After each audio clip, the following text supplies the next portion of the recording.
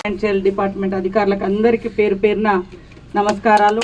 ఈడబ్ల్యూఓ మన రవి సార్ గారికి పేరు పేరున. ముఖ్యంగా అంగన్వాడీ అనేది బడి అమ్మ ఒడి తర్వాత అంగన్వాడే చాలా ఇంపార్టెంట్. కాబట్టి మనం పిల్లల్ని అంగన్వాడీ సెంటర్లలో పెట్టి బయటికి వెళ్తాం. ఒక అమ్మలాగా అంగన్వాడీ టీచర్ అమ్మ ఆయా వాళ్ళని చూసుకోవడం జరుగుతుంది. కానీ చాలా చోట్ల మరి బిల్డింగులు లేక ఇబ్బంది పడుతూ ఉన్నారు. కాబట్టి ఇప్పుడు మన పంచాయతీరాజ్ శాఖ నుంచి నా శాఖ నుంచే మళ్ళీ మనం అంగన్వాడీ బిల్డింగ్స్ కూడా శాంక్షన్ చేయడం జరిగింది. కాబట్టి ఇక్కడ 12 లక్షలతోటి అంగన్వాడీ సెంటర్ తొందరగా మంచి వాళ్ళు తొందరగా కట్టే వాళ్ళకు మాత్రమే ఇవ్వండి.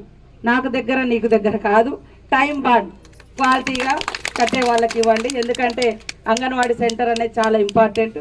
ఇప్పుడు మరి గర్భిణీ స్త్రీలకు కూడా మనము మన గవర్నమెంట్ వచ్చినాక అంగన్వాడీ సెంటర్లలో చాలా మార్పులు తీసుకొచ్చినాం.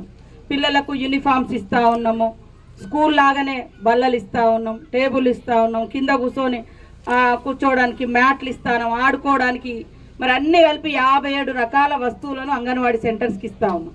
మరి అంగన్వాడీ సెంటర్కు ఒక గర్భిణీ స్త్రీ కూడా వస్తుంది. వాళ్ళకు బలమైన ఆహారం మనం సెంటర్ నుంచి ఇస్తాం. మరి పాపము 7-8 నెలల గర్భిణీ స్త్రీని కింద కూర్చొని మనము వాళ్ళకు పాలు కానీ ఫుడ్ కానీ ఇచ్చినప్పుడు కింద కూర్చొని తినాలంటే కష్టమని ఆలోచించి ఇప్పుడు మేము ఇక ఈ బల్లలు కూడా చేయించడం. అంగన్వాడీకి గర్భిణీ స్త్రీలు వస్తే కింద కూర్చోవాలంటే వాళ్ళు నిండు గర్భవతి లాంటి వాళ్ళు వస్తే కష్టం అవుతుంది. అందుకనే ఈ బల్లల మీద కూర్చొని తినాలి అని అది ఇవ్వడం జరిగింది. మా అంగమ్మలు సెలెక్షన్ చేసిన మోడల్సే చీరలు కూడా రెడీ అయినాయి, ఇస్తూ ఉన్నాం. ఒకటేసారి ఇద్దామా మరి ఎట్లా ఇద్దాము అని ఆలోచిస్తూ ఉన్నాం.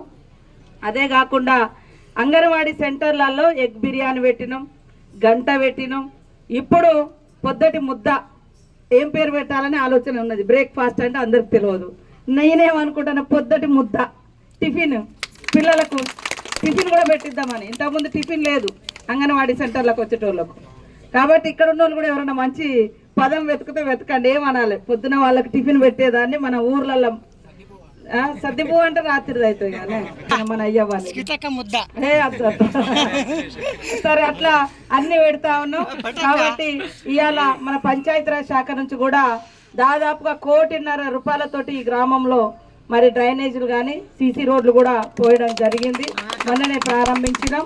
ఈరోజు అంగన్వాడీ హామీలో బాగా పనిచేసిన వాళ్ళని సన్మానిస్తున్నాం. మంచిగా పనిచేసే మరి మల్టీపర్పస్ వర్కర్స్ని కూడా సన్మానిస్తున్నాం.